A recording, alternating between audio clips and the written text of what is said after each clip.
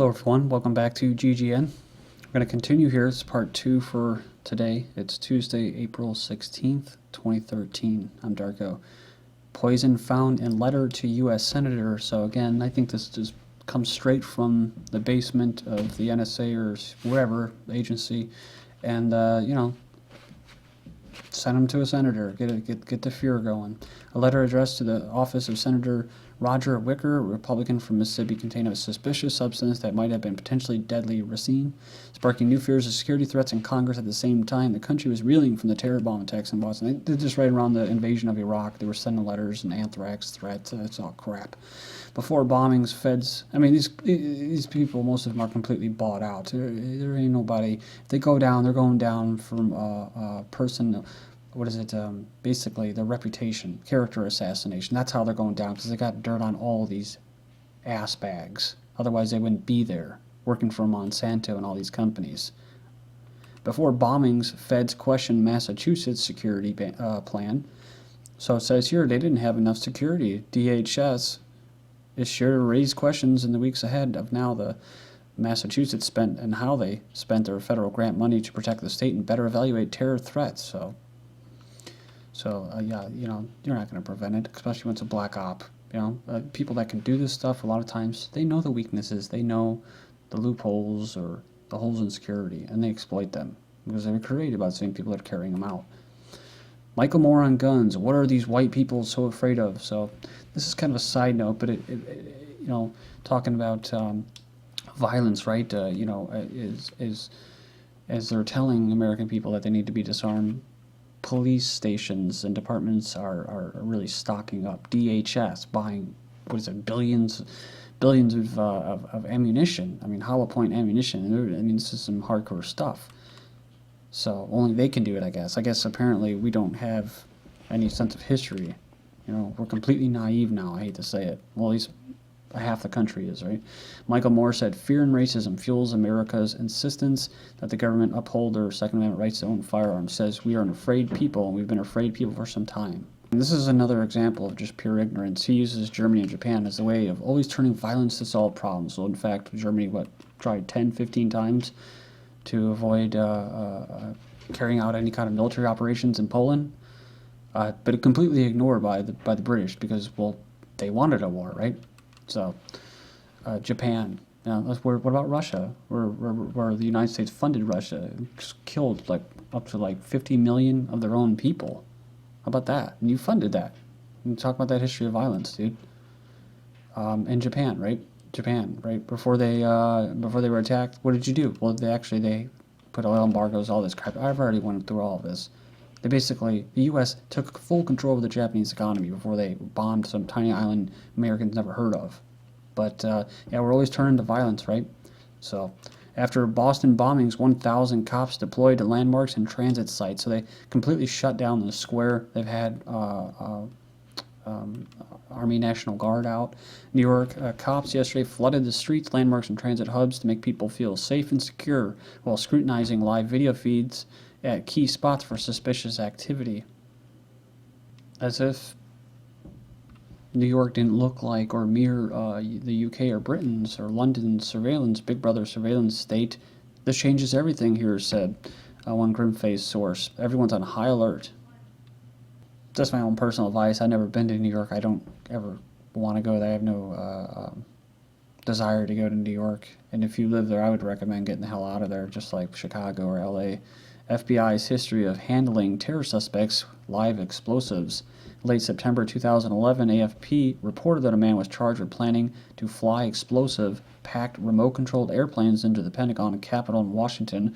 In its report, the U.S. man charged with Pentagon bomb plot states, during the alleged plot, undercover FBI agents posed as accomplices who supplied Cowardice with one remote-controlled plane, C-4, and small arms that he allegedly envisioned using the simultaneous ground assault in Washington. However, the public was never in the danger from the explosive devices, which were controlled by undercover FBI employees. It says here, Cowardice was arrested in Framingham, near Boston, immediately after putting the newly delivered weapons into a storage container. Says here, authorities described the man as a physics graduate from Northeastern University who followed Al-Qaeda and was committed to violent jihad since earlier this year. November 2010, a similar plot was engineered and disrupted also by the FBI, this time in Portland, Oregon, called the Christmas Tree Bomber.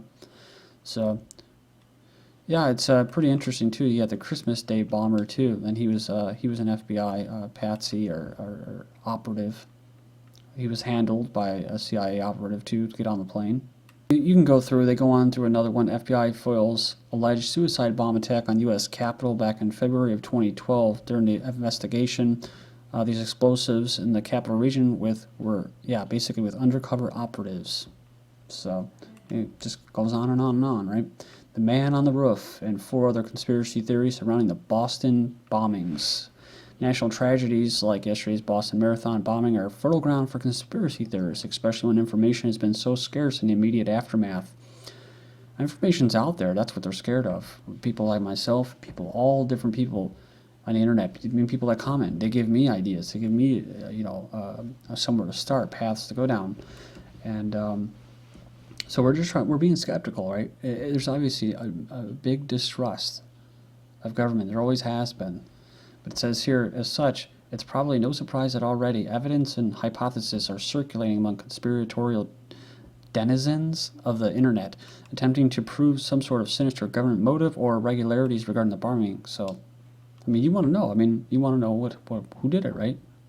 So does everybody. But just pinning it on some patsy, that's not going to be good enough. Nearly all these theories are either based on false evidence or appeal to general paranoia. For the sake of clarity, they're going to point them out in order to expose these problems and avoid unnecessary panic in the aftermath of one of the most brutal recent national tragedies. Something that is worth asking, what was up with the Man on the Roof, right? That came out and stuff like that. Who knows? But recently they said that they were trying to make it so that nobody can be on the roofs. So they had actually made it illegal or banned it to be on the roofs for this marathon. So it was kind of odd. There was actually someone up there, but he could have just been watching it. No big deal, right? That's not saying that it's completely true. We're just trying to make an argument here. Bomb-sniffing dogs. So they say that the fact that they were holding an exercise and telling people to stay calm before the bombs went off, and that they were sending out tweets in the state that, hey, we're going to be holding controlled demolitions today, right? Like every other, quote, national tragedy or terrorist attack. So, no questioning there. And, of course, false flag government-sponsored terror. So it took almost no time for all the usual suspects to claim that the Boston bombing, far from being an act of terror, was, in fact, a false flag operation sponsored by the CIA. So far from being an act of terror, no, it was an act of terror, Was it Mossad? Who was it? Massachusetts governor was himself reportedly asked the very question about false flag, and he told a questioner no. So I guess that's the buck stops here, I guess, right?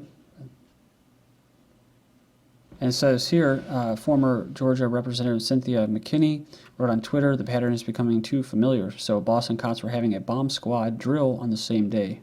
Surprise conspiracy website tells visitors to think only of Boston Marathon victims. There is always a certain amount of conspiracy culture that accompanies horrific events that play out in 24/7 media. No, actually, the regular mainstream media sensationalizes and shows the gory pictures and gets you in fear, gets you that victim mentality programming, whereas alternative media is trying to fight all of these glossing over, waving the American flag around this stuff, talking about heroes of the police and that, fed by the dramatic speculations of citizens, pundits, and journalists alike. So an instant website came up, bostonmarathonconspiracy.com. So they're greeted by one simple message: I bought this domain to keep some conspiracy theory kook from owning it. Please keep the victims of family in your thoughts. So it says here that this Mulhausen now reports that he's encouraged by emails from around the world. He says that the irrational expletive did not win this one. We know about the Army's Psychological Operations Unit and that, but one commenter said the crazy thing is some kook is going to now say that this guy is in on the conspiracy. Man who died in blasts lived in tinfoil wrapped home and filmed neighbors. So a man who apparently blew himself up with explosives in Costa Mesa home was known to record video of his neighbors from his property. See, that's funny too, because it's like when I capture footage of chemtrails, people probably think I'm taking footage of them, but I'm not. And they don't bother to come up and ask me, why are you taking footage of me? I'm like, well, I'm not. I'm taking footage of this chemical attack, this aerosol assault on us. I mean, that doesn't bother you? You never were skeptical and ask why, what's up with all this spraying? Why are the clouds being disappeared? Why haven't I seen the sun in 2 weeks? Prompting calls to police from residents, right? Good snitches. So he had a history of mental illness, and he made cryptic notes that would appear on tape to the tree front, saying, like one note said, "For your information, my introspection and my adversary's behavior have convinced me that electronic mind reading is now a reality." So he wrote a 17,000-word essay titled "The Pricker," which is basically something that probably Hugo Chavez got his cancer from, like a little biological agent that you just touch the skin barely. So, for whatever it's worth, this guy probably was a little off his rocker, but getting this information can make you lose your mind. So, for whatever it's worth, though, he's dead. So, commenters say he must have been a Second Amendment activist since he had so much explosives in his home, and the NRA supports allowing private citizens to own as many explosives as they want. So, gunpowder again. Here we go. So, someone should have gotten this whack job institutionalized a very long time ago. Well, it wasn't harming anybody. It wasn't stealing from anybody else, right? Just sat in his backyard, apparently. Harmless Kevin Harris, friend of Randy Weaver, Ruby Ridge.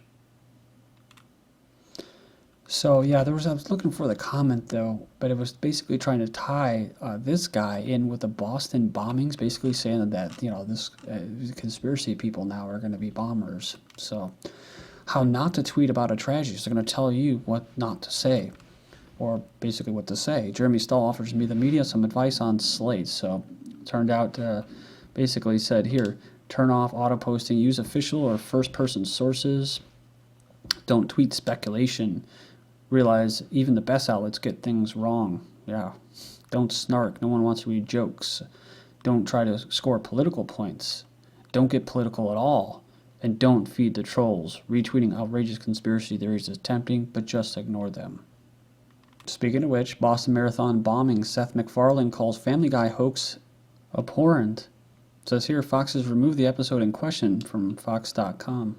So, one of the more tasteless hoaxes making the rounds in this wake of the bombing of the Boston Marathon revolves around the Family Guy Turban Cowboy, which premiered on March 17th. It says here, depicted Peter Griffin accidentally blowing up a bridge by dialing a terrorist cell phone. It says here, it's placed immediately after an unrelated moment in the episode when Bob Costas asked Peter how he won the Boston Marathon. So, how would he know that? I don't know. Maybe he's trying to warn people. Maybe it's just whatever. I don't, who knows? But Westboro Church, they're back again. We'll picket the Boston Marathon funerals.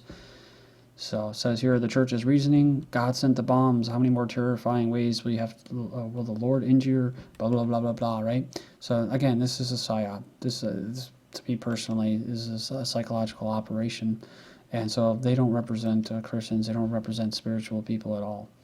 But that's what they're there for, to discredit other people. Security exercise planned around upcoming Bilderberg meeting. So complete security lockdown at upcoming Bilderberg conference. According to a citizen journalist, it says here that the hotel will be cordoned off. And it says here for a security exercise planned exactly at the same time the Bilderberg conference is expected to take place. From June 6th to June 9th, the Boston Marathon bombing, drones, and the meaning of cowardice. It says here, as I write this, we still don't know who's responsible for the horrific bombing. So, it says here, perhaps it will turn out to be the work of homegrown right-wing nuts, perhaps the act of foreign terrorists. But whatever the source, what strikes me is a number of times the barbaric assault is being denounced as cowardly. Such as the Boston Police Commissioner's warning the cowardly act will not be taken in stride. It says it's being used by political figures across the United States and by editorial writer in Kansas City Star. It says here it's being termed, this term is being used in messages of support from abroad from prime ministers of India to prime ministers of Italy. But if the definition of cowardice, what could be more cowardly than the now cliche image of the buttoned-down CIA officer agent driving to work in Las Vegas to assume a shift as the controls of a drone circling high over some dusty village on the other side of the world. Chuck Hagel cancels creation of new drone cyber metal. Major 7.8 earthquake strikes Iran, leaves hundreds dead. This follows a 6.1 quake from weeks ago that was near their nuclear plant. Iraq's Bloody Monday, 75 killed, 356 wounded. Major suicide attack targets Pakistan's opposition. And we'll continue with Venezuela and the destabilization by the West. going on there. This is GGN. Thank you.